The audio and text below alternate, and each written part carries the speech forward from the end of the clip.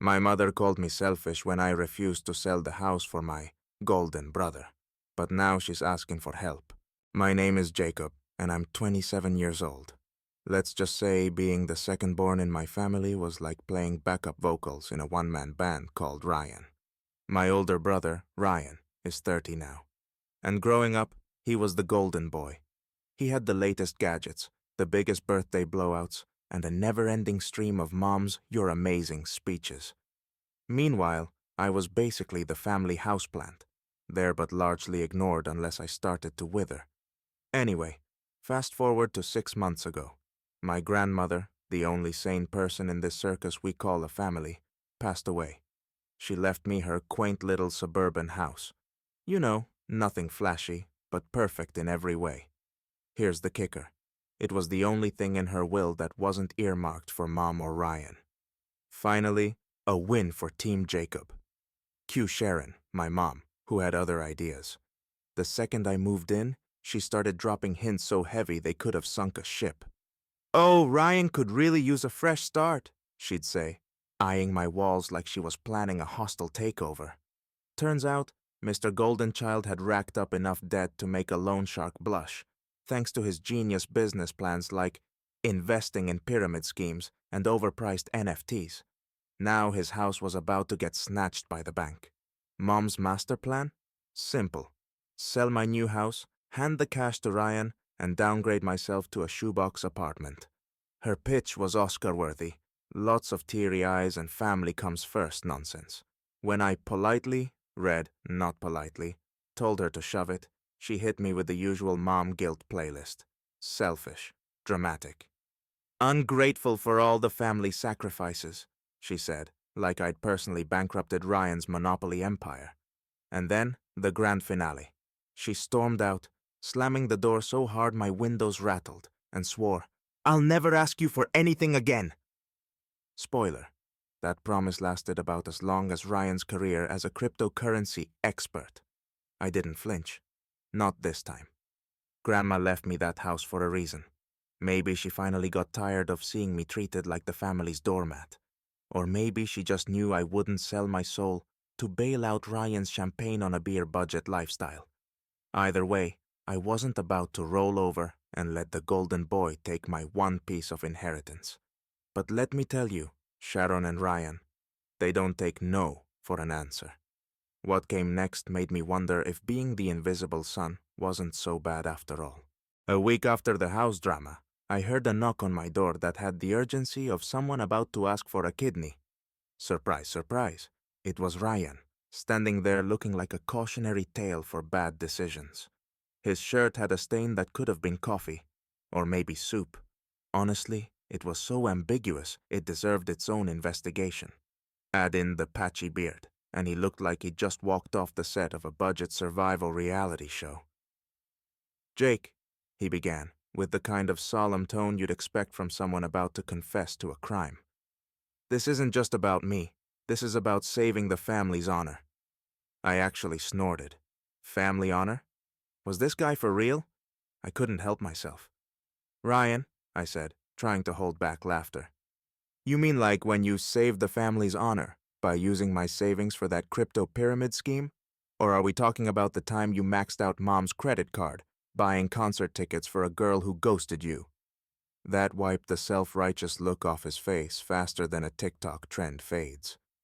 "This is different," he muttered, pacing like some off-brand motivational speaker. "Mom's counting on you." "Oh, I'm sure she is," I shot back. "But here's the thing. I'm not. And last time I checked, you don't get to waltz in here, stinking of bad decisions and desperation, and tell me what I owe you." He froze for a second, his face twitching with a mix of frustration and defeat. "You're being selfish," he finally spat, like that was going to sting. "Selfish? Dude, you literally framed me for stealing your car keys in high school just so you could sneak out. Spare me the morality lesson." At that, he stormed out, slamming the door with the kind of force that made me wonder if I should bill him for property damage. 5 minutes later, my phone rang. It was Mom, armed with her signature guilt cannon. "You broke Ryan's spirit," she wailed, as though I'd just burned the family crest. Do you know how much he's done for you? I rolled my eyes so hard I swear I saw my brain. Oh, you mean like the time he called me dumb little bro for believing him when he said he'd double my savings? Or was it when he borrowed my Xbox and sold it because he needed quick cash? Jacob, she huffed, her voice dripping with exasperation. Family is all we have. Well, lucky for me, I've got a house now too, I said, hanging up before she could launch into her usual spiel about Ryan being the prodigal son. Let's just say I wasn't about to let them turn my inheritance into the Ryan Redemption Fund. If that made me the villain of their little soap opera, so be it. Villains have better houses anyway. 2 weeks later, Mom cranked up the guilt machine to maximum power and sent out an invitation for what she called a family intervention. Honestly, I should have smelled the trap from a mile away, but like a fool walking into a horror movie basement, I went. Why? Maybe some masochistic part of me hoped they'd actually listen. Spoiler, they didn't. The moment I walked into Mom's living room, I knew I'd made a mistake. The vibe screamed ambush. There was Ryan, slumped on the couch like a hungover raccoon, and Aunt Patty perched in her usual spot, clutching her pearls like she was auditioning for a soap opera. Mom stood in the middle, ready to deliver what could only be described as a Broadway-level performance. Jacob, she began, her voice dripping with forced concern. This family is falling apart, and you're the only one who can fix it. Oh, great, I said, dropping into the chair they clearly staged for me like I was some kind of parody. Let me guess, this is about the house? Ryan leaned forward, rubbing his temples dramatically. Jake, it's not just about the house. It's about the family.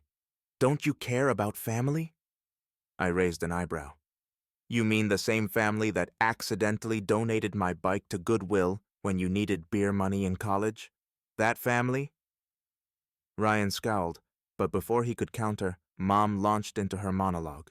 She clutched her chest, her voice trembling like she'd just found out her favorite soap opera was cancelled. Don't you care about this family at all? I couldn't help myself. Wow, Mom, that was Oscar-worthy. Do you rehearse this or is it all improv? Aunt Patty chimed in, her voice dripping with judgment. This is no time for sarcasm, Jacob. Your brother is drowning, and all you can do is make jokes. Oh, Patty, I said, leaning back. I didn't realize you were still alive. Weren't you the one who told me Grandma's house should have gone to Ryan because he deserves it more? How's that working out for you? The tension in the room could have cut glass, but I was just getting started. Here's the thing. Grandma left me that house. It wasn't up for debate. If you can't respect her wishes, then we really have nothing more to discuss. Cue the waterworks. Mom broke into full sob mode, while Ryan stared at me like I'd just canceled Christmas. Aunt Patty, of course, jumped in with the dramatic, "You're breaking your mother's heart!" I stood up, my heart pounding like crazy, but I kept my voice steady. You can't guilt me into fixing Ryan's messes anymore.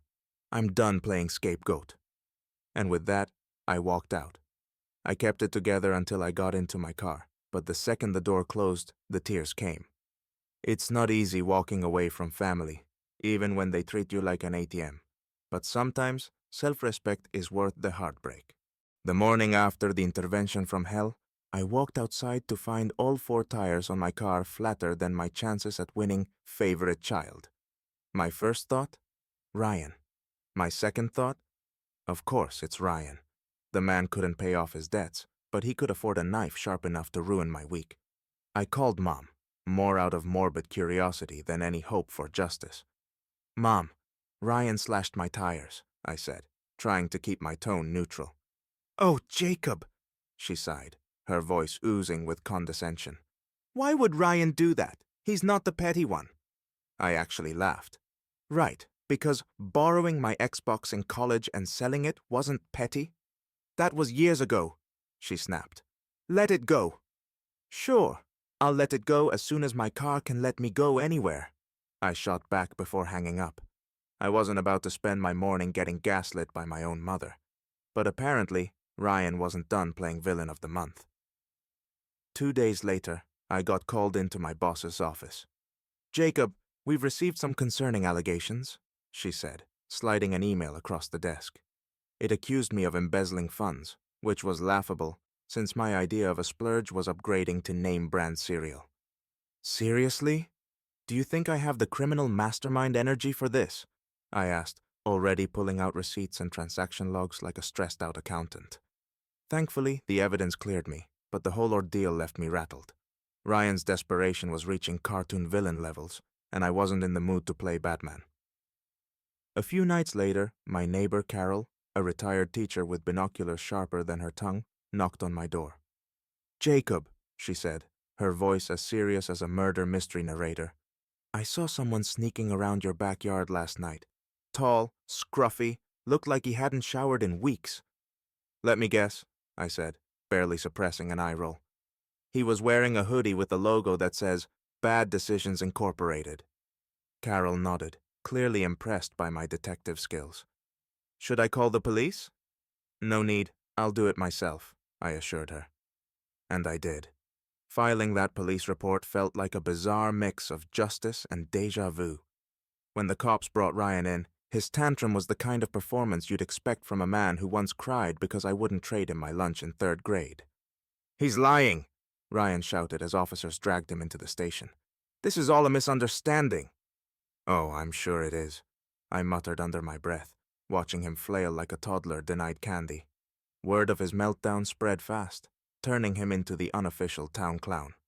And while part of me wanted to feel bad for him, the other part remembered my slashed tires and anonymous accusations. Turns out, golden boys can rust pretty fast. Months of blissful silence. Honestly, I didn't think it was possible, but I'd gone weeks without a single guilt trip, phone call, or surprise visit from Mom or Ryan. I finally had time to settle into my house, hang up some art, and for the first time in my life, enjoy the sweet sound of nobody needing anything from me. It was like winning the introvert lottery. Then one evening, as I was halfway through a frozen pizza and a true crime documentary, my phone buzzed. Seeing Mom's name pop up was like hearing the Jaws theme, ominous and guaranteed to ruin my night. "Jacob," she started, her voice so soft I almost didn't recognize it. "Ryan's in trouble. He's lost everything." I paused the TV and raised an eyebrow, even though she couldn't see me. "Lost everything, huh? Define everything, because last I checked, he wasn't exactly rolling in luxury." Her tone got all dramatic, like she was narrating a Lifetime movie. "The debt collectors came. He's been evicted. He's staying in a motel. Jacob, he's got nowhere else to go." I could practically hear her preparing the guilt bomb she was about to drop. Sure enough, she launched it. "You have a house, a big house. He just needs a place temporarily. You know, family always sticks together." I almost choked on my pizza. "Oh, is that what family does? Because I'm pretty sure last time I checked, Ryan's version of sticking together was stealing my bike and selling it for cash." "Jacob!" Her voice rose, losing its fragile act. "How can you be so heartless? He's your brother." "Is he?" I shot back. "Because my brother hasn't acted like a brother since ever. And last I checked, my house isn't a halfway home for people who make bad life choices." She gasped, the kind of gasp you only hear in soap operas. "You're being selfish. And you're being delusional if you think I'm going to ruin my peace for Ryan. Let me guess, he'll stay temporarily until I end up paying off his debts too?" Her voice dropped to an icy tone. "Fine, Jacob. Be heartless, but don't come crying to me when you need help one day." "Don't worry," I said, unable to resist one last jab. "I'll make sure I never need help. It seems safer that way." She hung up with the kind of fury that probably shattered her phone case, leaving me sitting there, half amused and half annoyed. As much as I hated the drama, I knew one thing for sure. The answer was still no. Ryan's chaos wasn't welcome here. Not now. Not ever. My peace was non-negotiable. And if that made me the villain, I'd wear the title proudly. Villains, after all, get the last laugh. And the best houses. 2 weeks after Mom's dramatic guilt call, I thought I was in the clear. Silly me. I should have known better. Peace and quiet don't last long when your family sees you as their personal safety net. So, there I was, sipping my morning coffee and scrolling through houseplants I didn't need, when I heard the unmistakable rumble of a U-Haul pulling into my driveway. I peeked out the window, and there they were. Ryan, Mom, and a truckload of bad decisions. Ryan looked like the walking embodiment of desperation, while Mom had her martyr face locked and loaded. You know, the one that says, "I am the long-suffering mother of a selfish child." Ryan didn't waste any time. He jumped out, popped open the back of the U-Haul, and started hauling boxes onto my lawn. Boxes! Like I was hosting a homeless Golden Boy charity event. I stepped outside, keeping my coffee in hand because this was going to require caffeine. "What the hell are you doing?" I called out. Ryan barely looked up. "Moving in," he said, like it was the most natural thing in the world. "It's temporary." "Ryan, I told Mom." "Jacob, stop being difficult," Mom interrupted, standing by the truck and clutching her purse like she was ready to faint. "Your brother has nowhere else to go. You have plenty of room." I laughed, actually laughed. "Yeah, and I also have boundaries. Ever heard of them?" Ryan dropped the box with an exaggerated thud. "Boundaries? Is that what you're calling this? Family doesn't need boundaries." "Funny," I shot back. "Because family also doesn't need a police escort. But guess what's about to happen?" And just like that, I walked back inside and called the cops. I wasn't about to let them turn my lawn into a storage unit. When the officers arrived, Ryan was mid-rant, hurling boxes onto the grass like he was auditioning for some extreme moving competition. "You called the police?" he screeched, his voice hitting a pitch that could shatter glass. "You're unbelievable, Jacob! Family betrayal at its finest!" Mom kicked it up a notch, clutching her chest like she was about to collapse. "He's homeless, Jacob! My poor baby! And it's all because of your cold heart." The officers, bless their patience, calmly asked Ryan and Mom to pack up their circus and move along. Ryan, predictably, didn't take it well. "You'll regret this," he yelled as they loaded the boxes back into the U-Haul. "You think you're so much better than me?" I stood on the porch, sipping my coffee like a villain, watching their plan come together. "Drive safe, Ryan," I called as they pulled away, his threats echoing into the distance. For the first time, my lawn looked like mine again. Peaceful, uncluttered, and free of U-Haul drama. Honestly, it's the little victories that make life worth living. Weeks later, the house of cards Mom built around Ryan's Golden Boy reputation finally came crashing down. Turns out you can only burn so many bridges before the whole village just stops rebuilding them for you. Ryan had alienated everyone. Friends, extended family, probably even a few telemarketers. And now he expected Mom to pick up the tab for his legal bills. Classic Ryan move. Make a mess, then hand someone else the mop. Mom, ever the enabler, tried to play hero. She went to the bank to take out a second mortgage on her house, but apparently even banks have standards. Denied. Suddenly, her perfect world, a shrine to Ryan's perpetual failures, was crumbling faster than his excuses. And cherry on top, her water heater decided to give out. Poetic, right? Even the appliances were done with her nonsense. Cue the call. "Jacob," she sobbed into the phone, her voice drenched in desperation. "I don't know what to do. The water heater's broken. Ryan's in trouble, and I have no one else to turn to. Please, Jacob, please." I leaned back on my couch, phone in hand, staring at the ceiling like it might offer me some divine wisdom. A part of me, the part still clinging to childhood memories of when Mom wasn't this insufferable, wanted to help. But then I thought about all the times she'd sided with Ryan, coddled him, bailed him out while treating me like the family's afterthought. I sighed, the kind of sigh that feels like you're exhaling years of resentment. "Mom," I said, as calmly as I could, "you made your choice. You picked Ryan over everyone else, including yourself. I'm not stepping in now just because he's finally run out of people to screw over." Her gasp was so sharp I almost thought she'd dropped the phone. "How can you say that to your own mother? I raised you." "Yeah, you raised me to watch you throw all your energy into Ryan. I got the leftovers. And now you want me to magically forget all of that because your bad decisions finally caught up to you? Jacob, please, she started, but I wasn't done. You let him sink you into debt, Mom. You let him make his problems your problems. You think I'm going to let you drag me down too? No. I'm not going to be his safety net, and I'm sure as hell not going to be yours. There was silence, the kind that hangs heavy, like the final curtain dropping on a messy play. Finally, she muttered something about ungrateful children and hung up. I sat there for a while, feeling a weird mix of guilt and relief. Saying no to your own mom? Brutal. But if there's one thing I've learned, it's that sometimes self-respect means being the villain in someone else's story. Fine by me. Villains get peace and working water heaters. It's been a month since Mom's plea, and the silence is deafening. Ryan has vanished, probably running from his creditors, and Mom has been ghosting me. I'd be lying if I said it doesn't hurt, but I finally realized something. Being family doesn't entitle anyone to ruin your life. As for the house, it's my sanctuary now.